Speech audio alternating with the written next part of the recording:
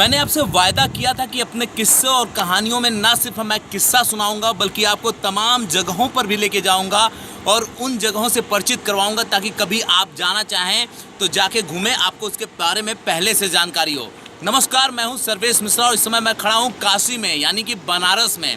वही काशी जो बहुत मशहूर है।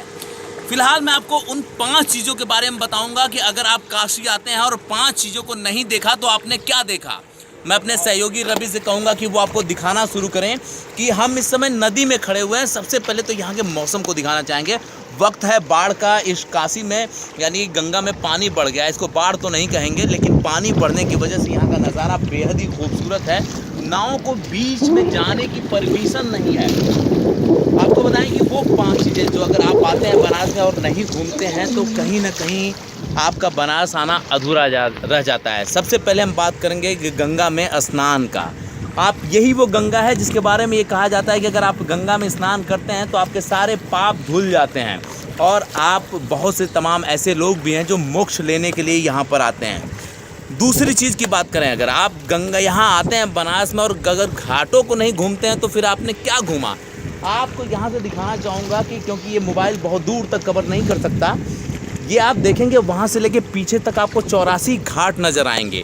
हर 84 घाट की अपनी अलग अलग मान्यता है। आपको बताएं कि फ़िलहाल जहाँ हम खड़े हैं वो 80 घाट के बगल में खड़े हैं। दशाश्वमेध घाट पे वो आरती होती है जिसको देखने के लिए दूर दराज से लोग आते हैं। तो 84 घाटों को घूमिए। इन 84 घाटों पे तमाम तरह के लोग मिलेंगे, नागा मिलेंगे, अवघड़ मिलेंगे, पंडा मिलेंगे, पंडित मिलेंगे, मुल्ला मौलवी मिलेंगे और तमाम तरह के दस्तूरों से आपको परिचित होने का मौका मिलेगा।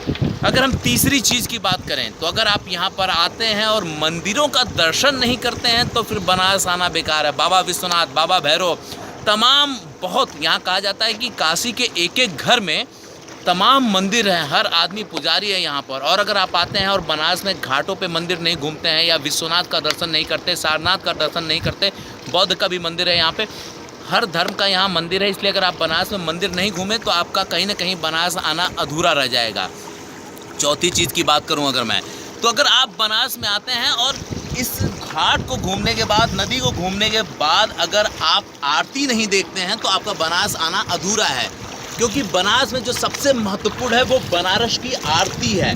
बनारस में जो आरती होती है उसको देखने के लिए लोग दूर दराज से आते हैं। दशाश्वमेध घाट पे आरती होती है और उसी आरती के साथ अगर आप शाम को आरती देखते हैं तो सुबह बनारस भी ज़रूर देखिए 80 घाट का, क्योंकि ये 80 घाट पूरी तरह से बदल चुका है।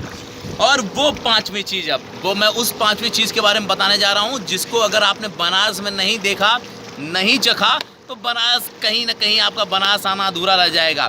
एक बार फिर से मैं आपको घाट के साथ दिखाना चाहूँगा और बताना चाहूँगा कि अगर आप बनारस में आते हैं, यहाँ का चाट नहीं खाते हैं, यहाँ की मिठाइयाँ नहीं खाते हैं, यहाँ की भेलपूरी नहीं खाते हैं और ख़ास करके यहाँ की मसाला टी नहीं पीते हैं तो आप बनारस में बहुत कुछ मिस कर जाएंगे। तो ये बनारस है, ये काशी है जिसकी छटा बहुत निराली है। यहाँ पे तमाम तरह के लोग मिलते हैं, गजेड़ी भी मिलेंगे, भंगेड़ी भी मिलेंगे और ख़ासकर यहाँ का संबोधन बहुत ही खास होता है। फिलहाल बारिश होने लगी है इसलिए हमें अपनी मोबाइल रखनी पड़ेगी, लेकिन अगर आप इस तरह की कहानियों को सुनना चाहते हैं, इस तरह की जगहों से वाकिफ़ होना चाहते हैं और बनारस में खर्चा भी ज़्यादा नहीं है। अगर आप अपना किराया लगा के जहाँ से भी यहाँ आते हैं तो करीब आप 2000 रुपये में यहाँ पर एक दिन आराम से गुजार सकते हैं, होटल में जा सकते हैं, खा सकते हैं। तो अगर आप चाहते हैं ऐसी तमाम जानकारियाँ मैं आपसे साझा करूँ तो आप हमारे चैनल को सब्सक्राइब कीजिए और जब आप सब्सक्राइब करेंगे तो मैं आपके पास तमाम इस तरह की खबरें, तमाम डेस्टिनेशन और वो भी बताऊंगा कि आप कितनी कम पैसे में कौन सी जगह घूम सकते हैं। इस समय हमारे साथ जो कैमरे के पीछे हैं वो रवि पांडे हैं जो हमारे सहयोगी हैं और उनके माध्यम से हमने ये सारी तस्वीरें आपको दिखाई है। तब तक के लिए नमस्कार।